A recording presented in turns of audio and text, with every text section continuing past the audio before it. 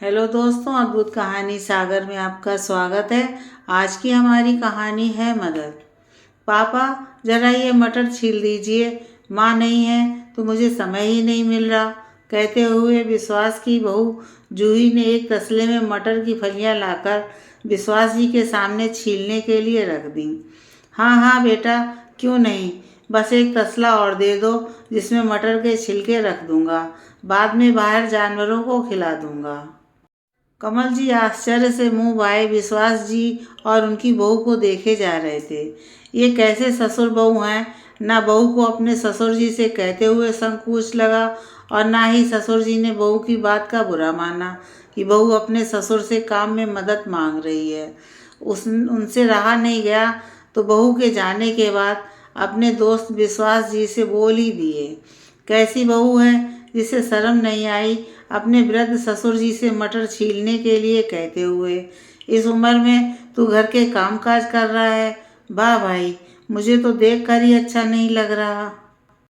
तू तो बहू बेटे के साथ बिल्कुल बेचारा बनकर रह गया है। पता चल गया तेरे बच्चे तेरी कितनी कदर करते हैं। मुझे तो आश्चर्य हो रहा है कि तूने अपना दुख दर्द आज तक मुझसे कभी नहीं बांटा। कमल जी ने बड़ी ही सहानुभूति के साथ विश्वास जी से कहा। दरअसल कमल जी अपने दोस्त विश्वास जी के साथ उनके गार्डन में बैठे बातचीत कर रहे थे। वो लोग रोज़ पार्क में मिलते थे। आज विश्वास जी पार्क में टहलने नहीं गए तो कमल जी उनसे मिलने घर ही चले आए। जब दुख दर्द होगा तब तो बांटेंगे तेरे साथ। तू गलत समझ रहा है। मुझे मेरे बहू बेटे के साथ कोई दुख दर्द नहीं है। आजकल तुम्हारी भाभी जी अपने मायके गई हुई हैं और चलते समय मुझे समझा कर गई थी कि घर के कामों में बहू की मदद कर दिया करना। वो बेचारी अकेले छोटे बच्चे के साथ परेशान हो जाएगी।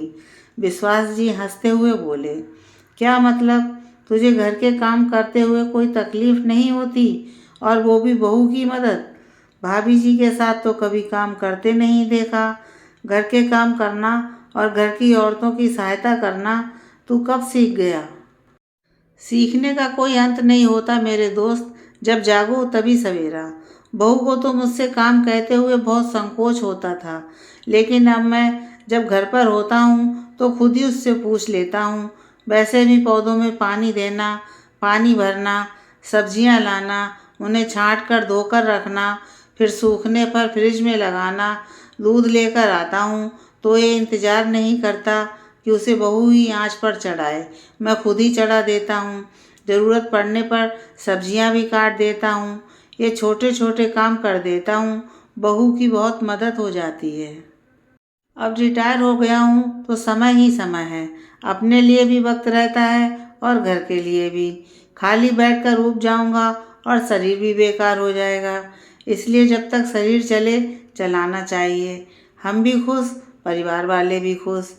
विश्वास जी की बातें सुनकर कमल जी सोचने पर मजबूर हो गए और बोले, यार, घर का काम करना तो औरतों की जिम्मेदारी होती है।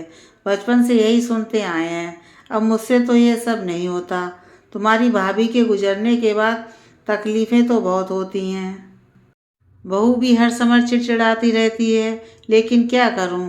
अब चाहूं भी तो मुझसे तो घर का कोई काम होता ही नहीं। तो अब सीख ले। सीखने का कोई अंत नहीं होता। जब चाहो तब सीख लो। कोशिश करो, धीरे धीरे आदत में आ जाएगा। एक पते की बात बताता हूँ। घर के कामों में बहू की मदद कर दिया करो। वो खुश रहेगी तो तुम्हें भी खुश रखेगी। घर जाते समय कमल जी ने रास्ते से कुछ सब्जियां खरीदी और घर आकर अपने आप ही सब छांट बीन कर धोकर रख दी। बहू को देखा तो बच्चे को लेकर आराम कर रही थी, तो कुछ नहीं बोले और अपने आप ही किचन में जाकर चाय बनाने लगे। खटर पटर की आवाज़ सुनकर बहू भागती हुई आई और उन्हें देखकर चिढ़ते हुए बोली, बाबूजी, आपको भी घड़ी भर चैन नहीं है। क्या कर रहे हैं? कुछ आता जाता है नहीं, बिगाड़ कर और रख देते हैं। कमल जी ने पलटकर बहू की तरफ देखा तो उनकी आंखों में आंसू थे और बोले, बहू, तुम्हारी सास तो मुझसे रोते झींकते चली गई कि कभी तो घर के कामों में मेरी मदद कर दिया करो। मैं हूँ तब तक तुम्हारे ये नाज नखरे उठा रही हूँ।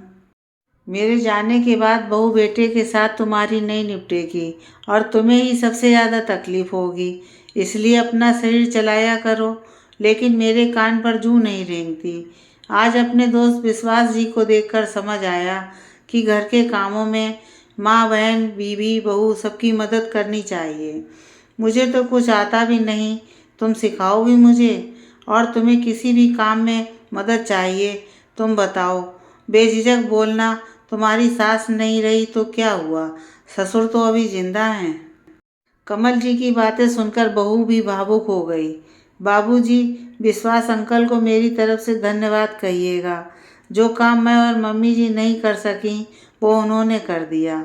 आपने सही कहा, सीखने का कोई अंत नहीं होता।